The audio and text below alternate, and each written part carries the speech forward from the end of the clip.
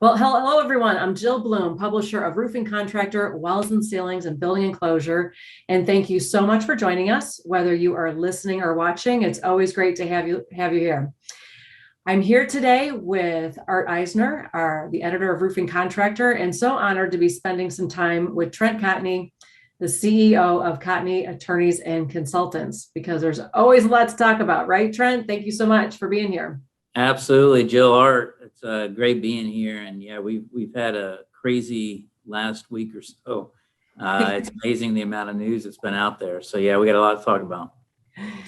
Yes, it is never ending. Well, obviously, everyone's right now is dealing with Hurricane Ida. So, Trent, what do contractors need to know right now to keep themselves safe? Yeah, that was a about as scary as a hurricane as you can get. I mean, we've all seen the video feed of the excessive wind. The upside for New Orleans was that so far the levees have held pretty well. So that's a good thing. There is flooding, but it doesn't look like it was as bad as when we had Katrina. From a contractor standpoint, right now the contractors I've talked to are just in the process of triage. Those that were in the hurricane zone have experienced, damage, whether it's wind or flood related. But just trying to get to the work right now is been a difficult process. Being able to kind of assess what the damage is. I know some of the adjusters are already out there trying to figure stuff out, but it's going to be a long process, and the weather isn't cooperating very well. It rained a bunch earlier, and now they're facing record heat, so it's going to be difficult.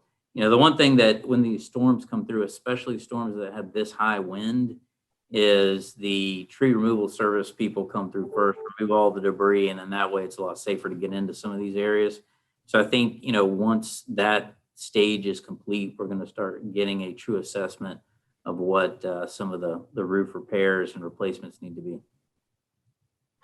Trent, that was going to be my question was, obviously we're still in the early stages of assessing the damage. It certainly looks like this is going to be one we'll remember for a long time, though. Contractors are having trouble getting in. They're still, New Orleans, a lot of Louisiana still without power. So it's a matter of work that could be available. Guys are still not able to get there. Right. Yeah, it is. It's a bad situation. When I'm watching the news, a lot of times I'm probably like you guys, I'm looking at it a little bit different because what I'm trying to do is figure out what kind of roof system was that, and the one in the French Quarter, you're like, oh, okay, that's TPO system, and there's an EPDM. I'm trying to figure out where the failures are because then that's when I know what supplies will be hit the hardest. But with some of those wind speeds, especially right there near the coast, I would imagine every single roof is going to need some kind of repair, and it's going to take some time just for it to be safe to get the right people in there to assess what the damage is. So associated with all of that is obviously the supply situation. The roofing industry is trying to work its way through. What are you hearing about the impact of this storm on the supply lines, and will they hold? Sure. And this is something that I think our listeners should definitely pay attention to, and that is that the supply chain was already in rough shape prior to this hurricane. This hurricane is going to put some significant stress on it, not just from the hurricane itself, but for the fact that 95% of our Gulf refineries are shut down. So when that happens, a lot of the core products that are needed to make a lot of these materials can't be made. So it's a further ripple effect. And, I recently had the opportunity to look at the Manufacturers Industry Outlook survey and had an opportunity to talk to a lot of different manufacturers. This problem, I think, is worse than any of us have even imagined. Okay. And just to give you some ideas, some of the things that are compounding the problem is that we have a shipping crisis right now. I don't know if you saw the news, but off of California, we've got 44 ships with containers on them that can't get into port, right? It is the biggest crisis that they've ever experienced as far as getting the ships into port to get rid of the containers, of backlog, right? They have predicted that it'll be until 2023 until all of that kind of irons its way out. The other issue is that for a long time, coatings have been okay. We're starting to see, shortages with coatings, pretty much everything except silicone at this point, and once people start substituting, that's probably going to be in short order as well. Here's something that's very interesting. ISO, our TPO, all that kind of stuff. I've heard that it's pretty much sold out everywhere until the end of the year. And that what you have already ordered, you'll be lucky to get by first quarter. And that if you order it today, you'll probably be looking at June. Okay. So that is pretty much going to be the case for a lot of those products. Fasteners are also a huge problem. Secure Rock and Dens Deck. Okay. I've heard they're out till December or January. Okay. So a lot of the key components that are needed to make your roof system, you just can't get. Here's something that just kind of adding this on. In this survey, a lot of the manufacturers are predicting that this is going to cause some roofing contractors to go out of business. You just can't get the materials to sustain your crews and do the work that needs to be done, right? If you can't, I was talking to John in our consulting group earlier today, and one of the things I was talking to him was like, look, I know you can't do TPO. There's got to be some other way to spec it, right? And he's like, yeah, but you spec it and you still can't get the fasteners for other systems. So we are in a crisis situation for sure. And these storms, and this is only the first of many, are going to exacerbate what we're already kind of facing. Think about that, 44 giant ships with containers on them off the coast of California. Can't even get in because of the backlog. Why is that? The backlog of the boats trying to get into port? Yeah, there's two major ports. And again, I just saw the headline early this morning, so I haven't had a chance to fully digest it. But what I saw is that there's two major ports over there that there's not enough stevedores and other people that are needed to offload the stuff, that there's already a huge backlog of containers that need to be processed and moved out.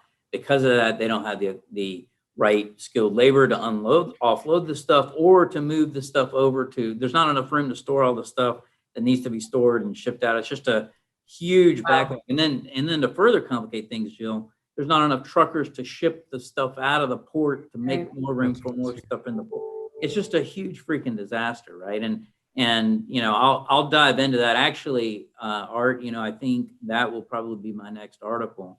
Will be on the shipping container issue and how that's going to further cause some problems in materials.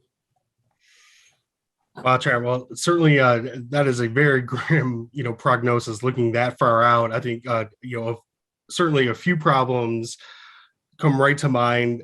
There's so much that can happen between now, December, and then if you're talking about June, to further, delay those delays, even to push those out. How you've been talking about the importance of updating contracts. Can contractors really account for anything looking that far long ahead?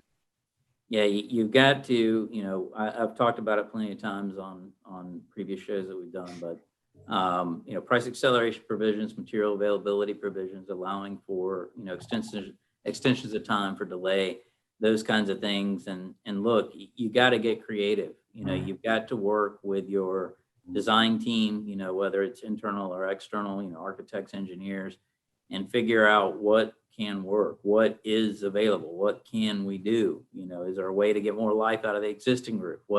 How can we do it? And what you're going to see is, taking this survey data for what it is, right? Not reading more into it than what I saw, but it is going to be the roofing contractors that know how to hustle, that know how to switch gears and look for different ways, even though they can't get certain systems, that will survive the storm, right? And that's what I think. You need to. Here's something else I would say, Art. One of the biggest. I saw this in 2009, 2010 during the downturn, right? Mm-hmm.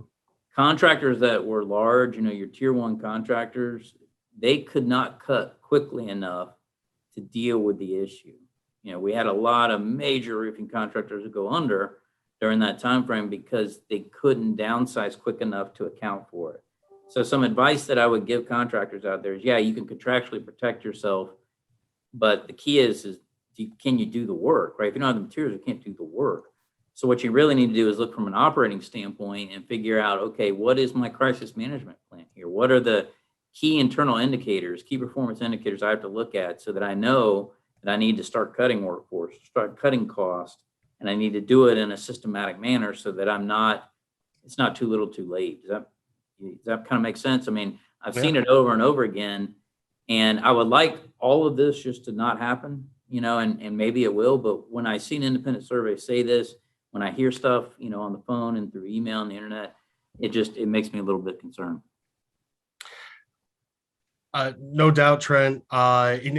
If we can keep your consulting hat on for another minute, when you talk about the recession and the recovery from that, maintenance was really a big strategy that a lot of companies refocused and really drove their success. Is there enough marketplace to do that again now? Is there enough maintenance work out there to really sustain the industry, or the materials there? That's also the issue. Yeah, I mean, service work is always, very profitable. If you can get that kind of work, it's great because not only do you make a lot of money off of it, but you get the chance to do the re-roof when the time comes. So, I think there is, but when I hear things about even coatings starting to have shortages now, I started to get concerned about to what extent can you patch and coat and fix and all that kind of stuff. It's just a crazy problem, and it's just created this sort of domino effect, and it's going to take a long time to kind of dig out of it. The things that are making it even worse are the uncertainty with COVID-19, the shutdowns. The EU just announced today that the US has been dropped or from the safe travel list, or maybe it was yesterday. Americans got to quarantine 14 days if they go over there. Now, the problem is we get a lot of materials from over there, right? We have a lot of back and forth travel. We were supposed to go over there for a international federation meeting. And when you hear stuff like that, that uncertainty creates additional ripple effects. So I think that the best thing that I could recommend now is get that hustler hat on and just start figuring out what you can do, how you can do it. If projects are suspended or shut down because you don't have the materials, switch gears, figure out new designs, figure out what can you do. There's got to be other stuff out there that's available. For storm people that are going after the storms, tarps are still out there from what I can hear. You can still blue roof. So that's something. Shingles, I think, are going to start getting impacted a little bit more with these storms. Not as much as ISO, but you're definitely going to start seeing it. So yeah, you can do service and maintenance work, but again, if, depending on material availability, you might have to get creative there as well. All right. Well, you mentioned the pandemic. Vaccine was part of one of your most recent contributions on roofingcontractor.com. You wrote about the mandates and how that could impact construction. Can you reiterate to contractors, what are the highlights? What do they need to know from that piece? Sure. So recently, the Biden administration came out and said that federal contractors need to either be vaccinated if they're going to be on the job site, or they have to wear a mask and get regular testing. Okay. And a lot of states have followed similar guidelines. New York has something similar. Chicago and Illinois recently announced that teachers and healthcare workers need to be vaccinated, and otherwise you got to wear a mask inside. I was literally in Chicago the day that happened, so that was interesting. What we are seeing is more and more customers, almost every major corporation, every big box store, if you're doing work for them, they're going to have a mandatory vaccination policy. Okay, so even if you don't want one internally, you need to have at least a crew and some alternatives that can perform that work, right? So it's going to be the kind of thing where, regardless of what you think about it, regardless of your politics, your customers are going to force you to get it.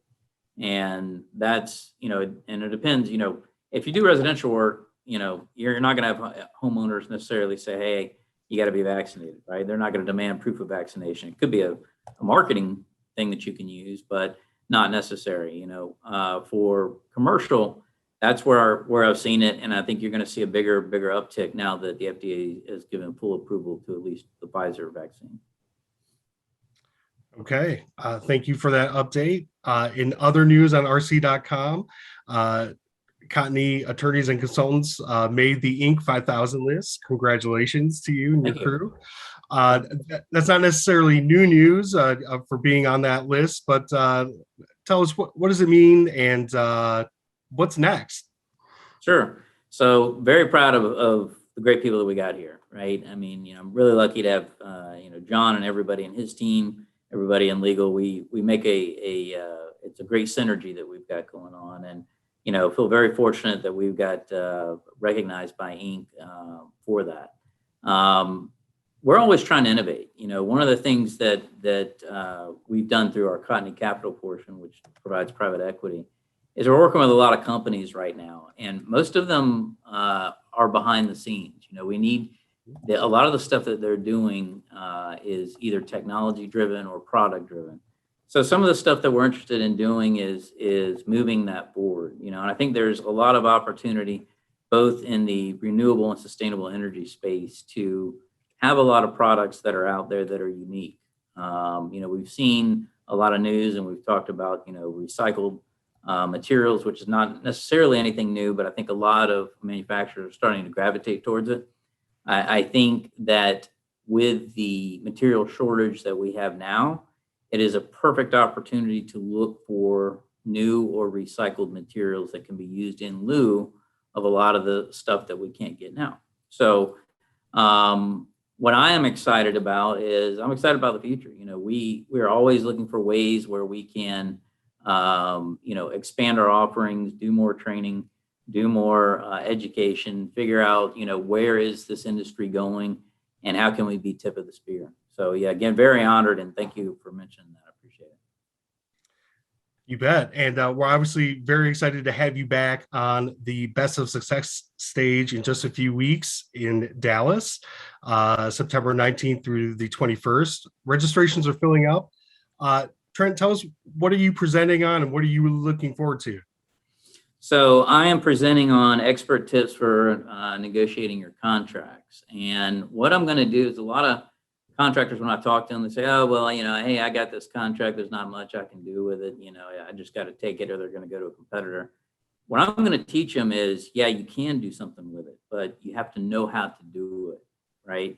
So even if your customer says, no, we're not going to change it, there's still some ways you can sneak some things in. And that's what I want to talk to you about, the sneaky parts of being a lawyer. And these are the tips and tactics that I use to negotiate. So definitely a must see. It doesn't matter whether you're residential or you're commercial, you're going to get some insight on what's, behind the glasses here. So I can tell you, exactly how to go about doing it. As far as Best of Success, I'm excited about it because it's going to be the event of the year, just the opportunity to really focus on business and talk about business. I mean, I'm a business owner. It's business owner first, lawyer second. So I look forward to being able to have conversations there about some of the issues that I face, in business. And I think that's the key thing, is just the ability to talk to others in a neutral environment and not have to worry about politics, not have to worry about anything other than, we're all there for the same reason. And that is, how do we become more successful? So really excited about it. The venue is fantastic, easy to get to in Dallas. Been to that place plenty of times before. It's going to be a great event. I encourage anybody that's listening to make sure you come. Right. If you're a football fan, you will not be disappointed. And you obviously will, great to hear you'll be getting some exclusive tips from the stage. You're also part of the NRCA's upcoming legal conference that's going to happen virtually from October 13th to the 15th. Talk about what contractors can get out of that. Yeah, so it's great. We kind of switched gears. We had it set in Austin and then decided that we would go to a virtual format just so that we could create some more offerings and be able to really get the word out and be a little bit more nimble with how we structure things. I think it's going to be great in that we're going to have everything from employment related discussions to, collecting payments. I'll be talking a little bit more about the materials issue. We've got some great seminars covering pretty much anything and everything that you want to do. Mark Graham's going to be there speaking on the technical side, myself, Gabe Pania, Ben Briggs, and then we'll also have Stephen Phillips, Philip Siegel there. So it's going to be a great group of speakers, great lineup. And again, it's reasonably priced. So I encourage everybody to go to nrca.net and check it out. Thanks, Trent. What else is on your mind today?